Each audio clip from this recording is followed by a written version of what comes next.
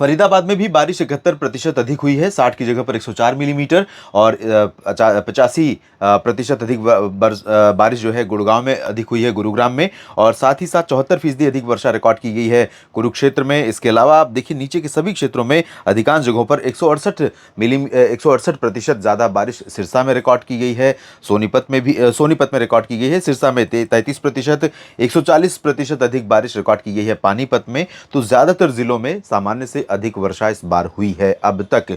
कमी वाले क्षेत्रों की बात अगर करें तो 51% की कमी अंबाला में है, 23% की कमी भिवानी में है, 16% कम वर्षा फतेहाबाद में रिकॉर्ड की गई है, 64% बारिश कम हुई है हिसार में, 50% कम वर्षा हुई है जींद में और 52% कम बारिश रिकॉर्ड की गई है कैथल में। साथ ही साथ 40% की कमी बारिश में अब तक रही है पंचकुला में। और बाकी सभी जगहों पर सामान्य से ज़्यादा वर्षा दर्ज की गई है। तो ये तो रही है अब तक की स्थिति हरियाणा में बारिश की, मानसून सीजन की, 1 जून से लेकर के 4 जुलाई तक की। लेकिन 5 जुलाई से लेकर 11 जुलाई तक कैसा मौसम रहेगा, आइए अब ये जान लेते हैं। क्योंकि क्या रहा उससे ज़्यादा इंपॉर्टेंट है क्या होगा, ये जानना आपके लिए। और इसी के आधार पर आप खेती का प्रबंधन कर पाते हैं। और खेती के लिए बहुत अहम होता है मौसम का पूर्वानुमान। और दोस्तों इसमें मैं आपको बता दूं कि अगले 3 दिन 5, 6 और 7 जुलाई के दौरान हरियाणा के क्षेत्रों में जो उत्तरी पूर्वी क्षेत्र हैं और दक्षिण पूर्वी क्षेत्र हैं, इन भागों में बारिश होने की संभावनाएं हैं, हल्की से मध्यम कुछ स्थानों पर। और इसमें फरीदाबाद भी शामिल रहेगा, पलवल और गुरुग्राम, रेवाड़ी, महेंद्रगढ़, चरखी दादरी, झज्जर और भिवानी भी। साथ ही साथ हिसार और फतेहाबाद, सिरसा में भी बारिश हो सकती है, जींद, कैथल में भी बारिश हो सकती है। लेकिन पैचेज में बारिश होगी, बहुत वाइड स्प्रेड बारिश, यानी एंटायर जो पूरा हरियाणा का रीजन है, उत्तर से लेकर दक्षिण और पूरब से लेकर के पश्चिम तक, पानीपत से सिरसा तक, इन सभी भागों में एक साथ बारिश होगी। ऐसी संभावनाएं कम है। 5, 6 और 7 जुलाई को पैचेज में बारिश होगी। बादल आते और जाते रहेंगे, कभी धूप भी दिखेगी तो कभी छांव भी दिखेगी।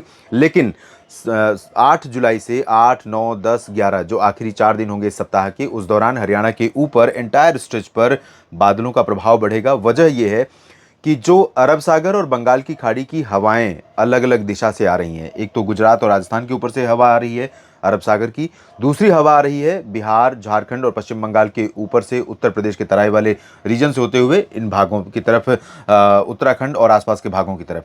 तो धीरे धीरे ये हवाएं हरियाणा के ऊपर अपना प्रभाव जमाएंगी 8-9 जुलाई के आसपास। तो इस वजह से, और ट्रफ भी हरियाणा के बिल्कुल करीब से होकर के गुजर रही होगी, मानसून की अक्षीय रेखा।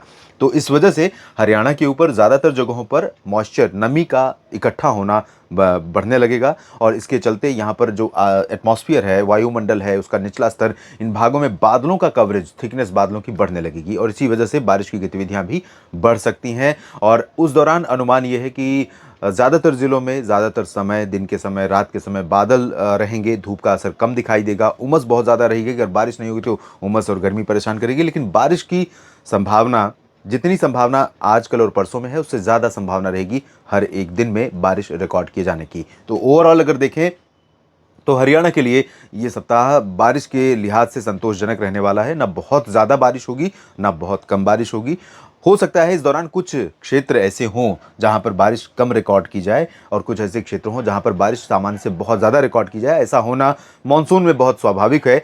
लेकिन ऐसा नहीं है कि बहुत ज़्यादा फ्लक्चुएशन रहेगा, यानी कि कहीं 0%, 0 मिलीमीटर बारिश और कहीं पर 300 मिलीमीटर बारिश, ऐसी बारिश फिलहाल नहीं होगी। फिलहाल इस बुलेटिन में इतना ही। ये वीडियो पूरा देखने के लिए आपका बहुत बहुत शुक्रिया दोस्तों। बने रहिएगा मेरे साथ मौसम तक चैनल पर और न्यूज़ मीडिया मंच पर भी। चैनल को सब्सक्राइब अगर नहीं किया तो ज़रूर कर लीजिए, और वीडियो में दी गई जानकारियाँ ठीक लगे तो लाइक और शेयर करना बिल्कुल ना भूलें। धन्यवाद।